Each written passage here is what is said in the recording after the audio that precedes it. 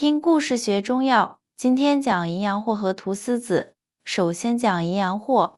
唐代贞观年间，终南山下有许多牧羊人发现，公羊啃食一种三出复叶、边缘有细刺的野草后，交配能力竟异乎寻常，每日可达上百次，可连日追逐聘羊而不倦。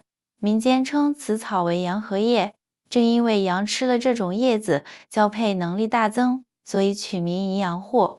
然而一家未敢轻易使用，直到药王孙思邈入山采药，见群羊食此草后精力旺盛，遂查其叶子，形状如箭簇，经比较细，杆子中间是空的，采回配上枸杞、地黄，尝试给肾虚腰痛者服用，患者服后，腰脊渐渐变暖，久治不愈的痿痹之症竟然数日后好转。孙思邈在《千金方》中描述如下：淫羊藿味辛性温，主因痿厥伤，经重痛，利小便，益气力，强志。明朝嘉靖年间，江南漕运码头上，一名年过50旬的纤夫，因常年涉水劳作，双腿冷痛难行，每到半夜必被膝间寒痛惊醒。一个道人见其状，取淫羊藿2两，以淡盐水浸透，配合威灵仙、杜仲，用烧酒1斤浸渍7日，并告诉他每日饮1盏。另外，将药渣热敷膝上，10日之后，老纤夫不仅可以踏霜而行，更称腰间如有炭火烘暖。同传一船员跌伤腰胯，不能转侧，用此酒外茶内服，不过5日已能抗包登船。据传淫羊藿的用法颇有讲究，需要在夏秋采茎叶，晒干后用杨枝拌炒，可增其温肾之效。肾阳虚衰者，可用淫羊藿配肉苁蓉煎汤。风寒湿痹者，用它与威灵仙、桂枝同用。若至更年期之腰酸耳鸣，则需要用熟地、知母辅佐它，平衡药性。然此物性偏燥烈，阴虚火旺者服之。如贴心于肺顶，容易导致口燥舌生疮，流鼻血心烦，当慎之又慎。此草得天地阳和之气，乃补肾阳、强筋骨之良将，与萎靡与强健间，点燃一缕温火。下面接着讲菟丝子。北宋太平兴国年间，终南山下一对采药师徒在悬崖采药时，徒弟不慎跌伤腰部，双腿麻木，无法行走。师傅发现岩壁上的松树被一种金黄藤蔓缠绕，结满细小白子。他想起《神农本草经》记载，菟丝子主虚厥伤，补不足，便采集这些种子，用黄酒蒸制后给徒弟服用。7日之后，徒弟竟能扶着竹杖站立，师徒惊呼此物为续断草。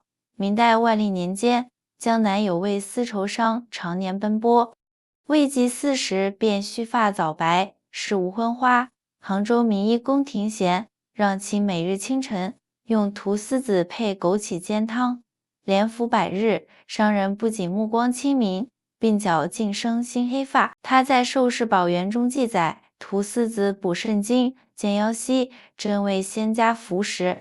清宫太医发现菟丝子的特殊功效，将其与杜仲、核桃仁同用，可治胎动不安。慈禧太后曾因劳累滑胎，服用菟丝子安胎，得以保全龙种。至此，菟丝子被列为后宫安胎圣品。这里提醒一下，这里只做中药知识科普，现代安胎方法还需线下就医。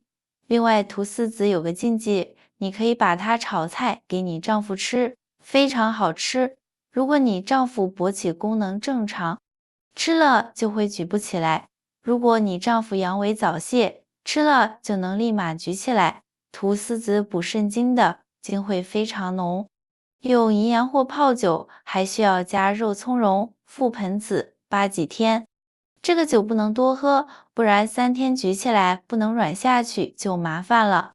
壮阳的东西要适量，当然现代的蓝色药丸不能使用，那玩意使用了以后消耗身体的，后面补救非常难了。菟丝子味辛甘，性平，归肝、肾、脾经，具有补益肝肾、固精缩尿、安胎明目之效。其用法讲究治腰膝酸软，配杜仲、牛膝，疗遗精早泄；配金樱子、芡实。现代研究表明，其所含黄酮类成分具有抗氧化、保护生殖系统的作用。此物以颗粒饱满、色灰棕者为佳。炮制方法特殊，需用黄酒拌润，待吸尽后文火炒至微谷。寻常人家可自制菟丝子粥，取菟丝子20克，粳米100克，白糖适量，煮粥食用。然而需要注意，阴虚火旺者慎服，大便燥结者不宜单用。此草蕴藏着寄生养正的中医智慧，从雷公炮制论到本草新编，历代医家皆重其平补之功，今人可妙用。上班族用菟丝子茶，缓解视疲劳；中老年人配核桃仁，健骨强腰。这金黄藤蔓的种子，见证着中医药以柔克刚的养生智慧，至今仍在我们的药膳中焕发光彩。